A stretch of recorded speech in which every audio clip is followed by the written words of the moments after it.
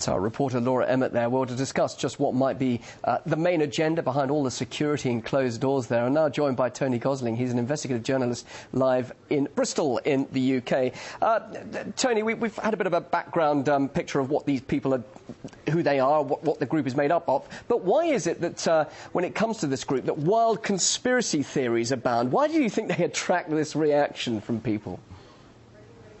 Well, Bill, I think it's pretty obvious to me that this is the most convenient way to distract attention, to sort of mix up this very important meeting with other silly kind of spurious conspiracy theories. I can tell you my blood is boiling at the lack of coverage in the Western world. If you had all of the leaders of the main banks in the West, all of these royalty, all of the chief executives, as well as people like George Osborne with his Treasury team there, I mean, we're talking about an incredibly important meeting. You know, even if one of these groups were to meet up together, it would be on our headlines. But since they're all in the same place, you would expect more coverage. I mean, even Charlie Skelton from The Guardian, who's down there... Yes, sorry to quickly ask you, but isn't that the choice of the group? They want a media blackout so they can discuss openly and honestly amongst themselves without being reported erroneously or whatever. They don't want the media to be there, is that right? Well, they don't want the media. That's because I think what they're up to in there is absolutely no good. We have to look at what NATO is up to, and this is very important to understand the very close links between NATO and the Bilderbergs. It was set up round about the same time as NATO, just after the Second World War, by the CIA and the Council on Foreign Relations, who've been talking about this during and after World War II. The person that actually got this organisation started was himself, this is Prince Bernhard of the Netherlands, a former SS officer. And the idea that this organisation is not important enough for us to know about in this country is just ridiculous around the Western world. Because what's happening here is we are spending our years voting in local and general elections, and this arrogant bunch are choosing our party leaders. So it almost doesn't matter which way we vote, we still find that this secret artificial consensus, which is cooked up at these Bilderberg meetings, spreads out around the world. And it's not just me saying that. This is Will Hutton, who actually went to one of these meetings when he was still the editor of the Observer newspaper here in Britain.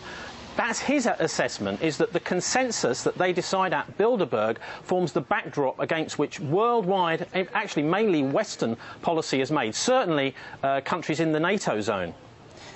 So, can you be a bit more tangible? Other ideas that they could be discussing then over the next 4 days? What are the subject areas? You're talking about policy there, but what else?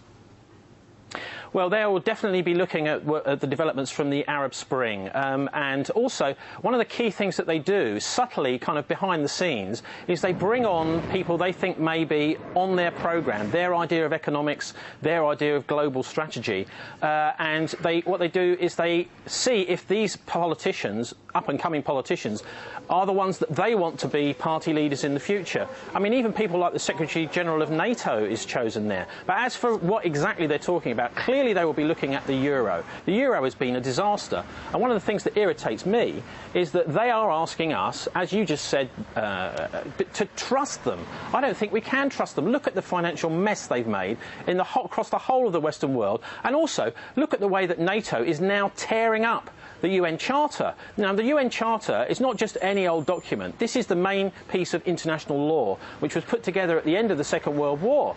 So they can't just tear this up and go into countries like Libya with impunity. Just very quickly, the G8 is accused of being an elite organisation and not achieving very much. I mean, is there a lot of difference between this sort of group and the G8? And does actually the Bilderberg Group really achieve anything? You suggest that they do, but it's just yet another round of talks and people enjoying themselves in luxury surroundings, isn't it?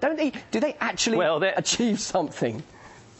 Well, what they do achieve, if you can call it achievement, is things like the Iraq War. One of the most important leaks that came out of the 2002 Bilderberg conference is that there was a consensus within there to start a war on Iraq. Now, that's all proven to be a complete disaster. So I wouldn't call what they're doing in there achieving anything. Is there really concrete evidence to suggest that they will set an agenda like that to create a war? If this all is happening behind closed doors and under secrecy, how can you as a journalist be sure sure that that sort of thing is discussed there and decided on? Well, I've just explained to you the leaks that were coming out in 2002 were about this, when most people in the rest of the world were thinking that's a ridiculous idea. The other thing is that former members of that organisation, the Bilderbergs, have said, for example, that the initial meetings of the European Union were cooked up inside. So these are big thinkers, yeah? These people are thinking very, very long term. As I said, in the Second World War this was brewed up, and only the first meeting took place in 1954. So these are big, worldwide strategic thinkers. But it is actually, I mean, people talk about the conspiracies to do with a kind of new world order, a world government. Actually, thankfully, these people are just in the NATO zone. They may have big ideas about a world fascist superstate. That's not impossible. But the fact is, I don't think that's going to happen. If anything, it's more likely to be war. You know, okay. that's the way things seem to be going right now, because we've got the financial crisis and also an increased problems in the Middle East particularly. All right. And in Pakistan, of course, as well, and Afghanistan, where NATO are. Tony, very interesting to hear what you have to say. Sadly, we're out of time. Thank you for joining us live there from Bristol in the UK. Thanks. Tony Gosling there. OK, thanks, Bill.